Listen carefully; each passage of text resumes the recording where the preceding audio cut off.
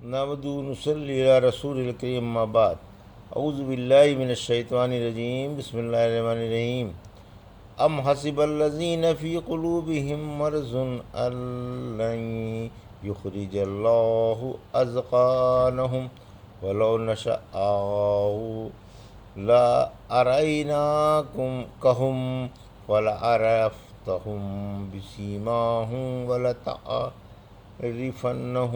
فی لحن القول واللہ یعلم اعمالکم وَلَنَبْلُوَنَّكُمْ حَتَّى نَعْلَمَ الْمُجَاهِدِينَ مِنْكُمْ وَالصَّابِرِينَ وَنَبْلُوَ أَخْبَارَكُمْ إِنَّ الَّذِينَ كَفَرُوا وَصَدُّوا عَنْ سَبِيلِ اللَّهِ وَشَاقُّوا الرَّسُولَ مِنْ بَعْدِ مَا تَبَيَّنَ لَهُمُ الْهُدَى لَنْ يَضُرُّوا اللَّهَ شَيْئًا وَسَيُحْبِطُ أَعْمَالَهُمْ یا ایھا الذین آمنوا اطیعوا اللہ واطیعوا الرسول ولا تبطلوا اعمالکم ان الذین کفروا وصدوا عن سبیل اللہ ثم ماتوا وهم کفار فلن یغفر اللہ لهم فلا تہنوا وتدعوا الی السلم وانتم الاعلون واللہ معکم ولن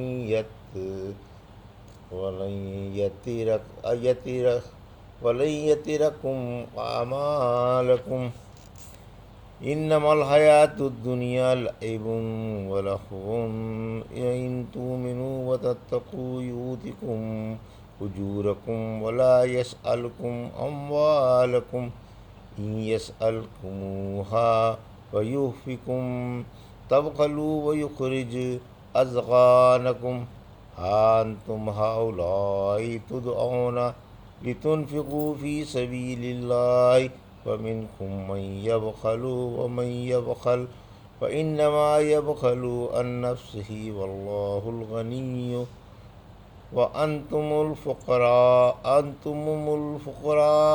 وإن تتولوا يستبدل قوما غيركم ثم لا يكونوا أمثالكم۔ ابھی آپ نے سورہ محمد کی آیت 29 سے 38 کی تلاوت سماعت فرمائی۔ ان آیتوں کا ترجمہ اور تفسیر اس طرح ہے: ام حسب الذین فی قلوبہم مرض ان لن یخرج اللہ اذقانہم۔ آیت 29 ولو نشاء لارأیناکہم وَلَعَرَفْتَهُمْ بِسِیمَاهُمْ وَلَتَعْرِفَنَّهُمْ فِي لَحْنِ الْقَوْلِ وَاللَّهُ يَعْلَمُ أَعْمَالَكُمْ وَلَنَبْلُوَنَّكُمْ حَتَّى نَعْلَمَ الْمُجَاهِدِينَ مِنْكُمْ وَالصَّابِرِينَ وَنَبْلُوَ أَخْبَارَكُمْ۔ آیت 31۔ ترجمہ: کیا بیمار دل والوں نے یہ خیال کر لیا ہے کہ اللہ ان کے کینے ظاہر ہی نہیں کرے گا؟ اگر ہم چاہتے تو انہیں آپ کو دکھا دیتے، پھر آپ انہیں ان کے چہروں سے پہچان لیتے، اور آپ تو انہیں ان کے انداز کلام ہی سے پہچان جائیں گے، اور اللہ تمہارے عمل جانتا ہے۔ ہم تمہارا امتحان لے کر ہی رہیں گے تاکہ تم میں سے مجاہدوں کو اور صبر کرنے والوں کو معلوم کر لیں اور تمہارے حالات آزما لیں۔ یہ تھا ترجمہ سورہ محمد کی آیت 29 سے 31 کا۔ تفسیر: منافقوں کی پول کھل کر رہے گی۔ آیت 29۔ کیا منافقوں کا یہ گمان ہے کہ اللہ مسلمانوں پر ان کی پول نہ کھولے گا؟ بلکہ اللہ تو ان کی منافقت کا انکشاف کرنے والا ہے اور ایمان والوں کے سامنے ان کی حقیقت ظاہر کرنے والا ہے، یہاں تک کہ ارباب عقل انہیں پہچان جائیں۔ آخر انہی کے بارے میں اللہ نے سورہ برات اتاری جس میں ان کی شرمناک عادتیں بیان کی گئیں، اسی لیے اسے فاتح یعنی رسوا کرنے والی بھی کہا جاتا ہے۔ فاضح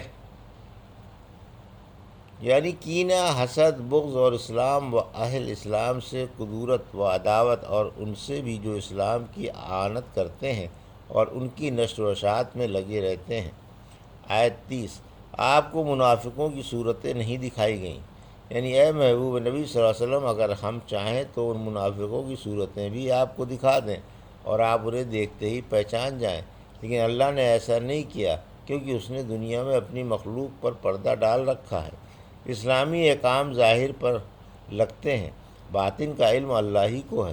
پھر فرمایا کہ آپ تو انہیں ان کے لہجے سے ہی پہچان جائیں گے، کیونکہ ان کی باتیں ان کے دلوں کی غمازی نہیں کرتی اور ان کا بھانڈا پھوڑ دیتی ہیں، اور انہیں ان کے طرز کلام سے ہی پہچان لیا جاتا ہے۔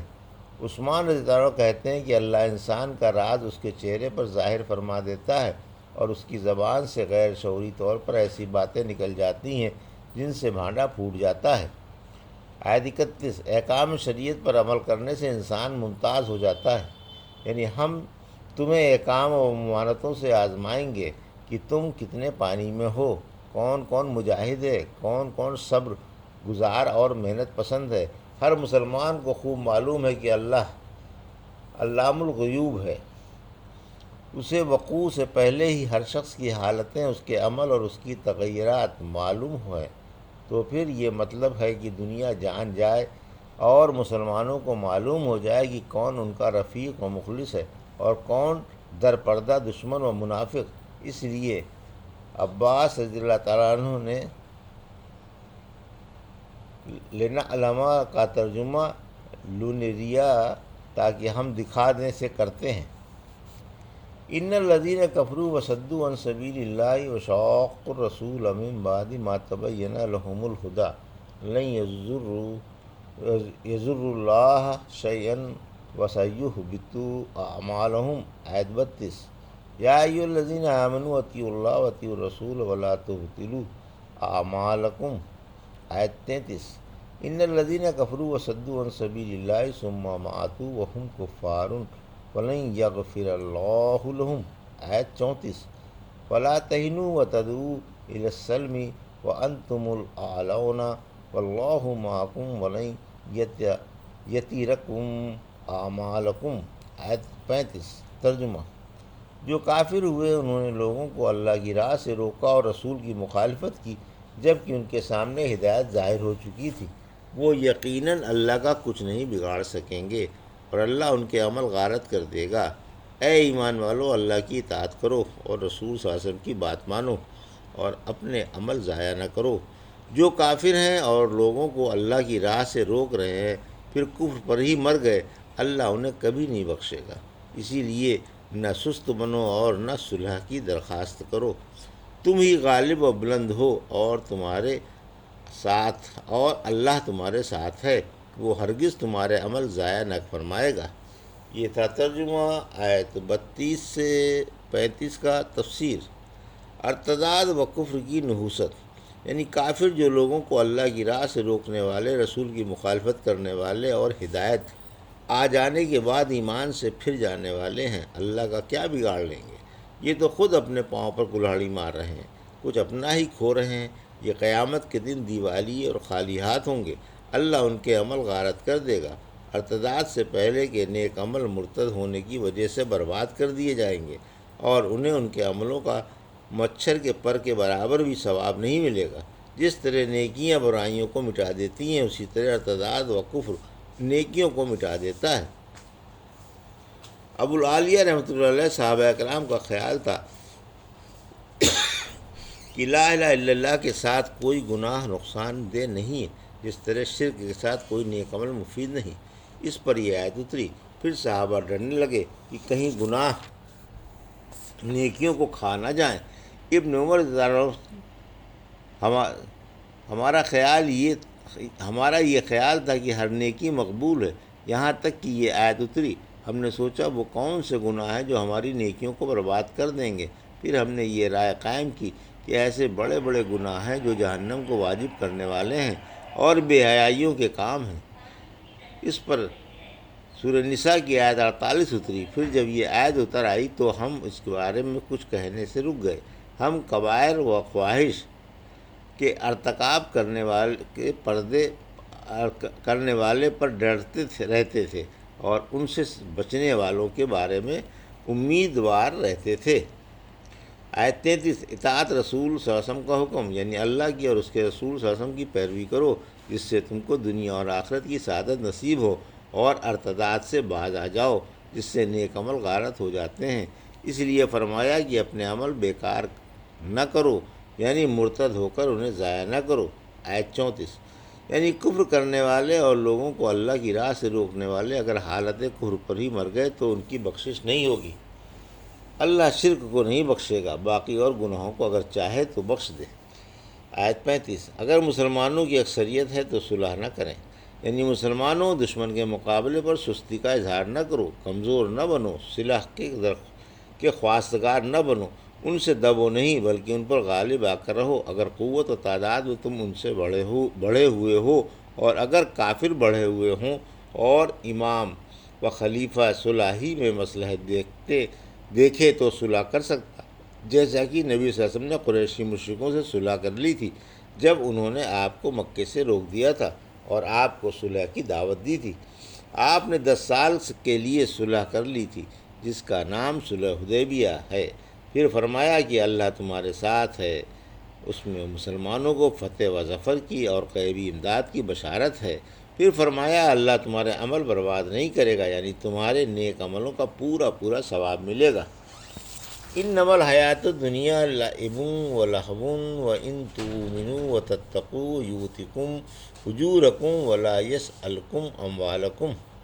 آیت 36، ان یسألکموها فیحفککم تبخلوا ویخرج اضغانکم۔ آیت 37، ہا انتم ہؤلاء تدعون لتنفقوا فی سبیل اللہ فمنکم من یبخل ومن یبخل فإنما یبخل عن نفسہ واللہ الغنی وانتم الفقراء وإن تتولوا یستبدل قوما غیرکم ثم لا یکونوا امثالکم۔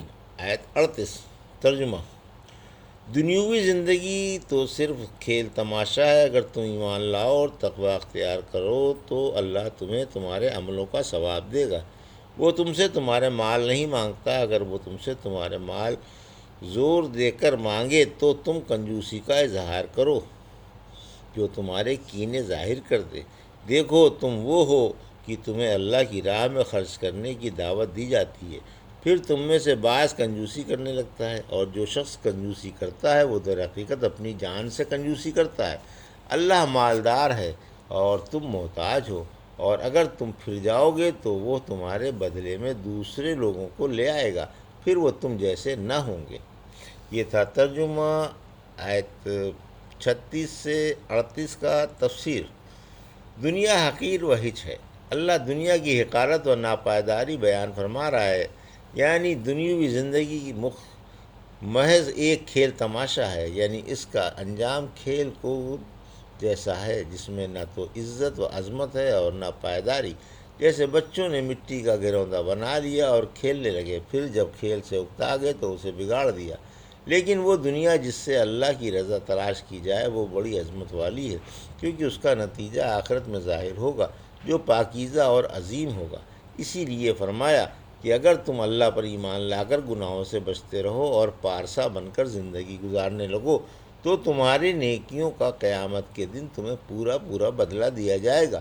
اللہ تم سے تمہارے مال نہیں مانگتا، وہ تو تم سے ایمان و تقوی کا مطالبہ فرماتا ہے۔ وہ تم سے بے نیاز و غنی ہے، تمہارے پاس بھی اس کا دیا ہوا مال ہے۔ رہا مال میں صدقہ فرض کر دینا سو وہ اللہ کو نہیں ملتا، وہ بھی تمہارے محتاج بھائیوں کی ہمدردی کی غرض سے فرض کیا گیا ہے، اور قیامت کے دن اس کا ثواب بھی تمہیں کو ملے گا۔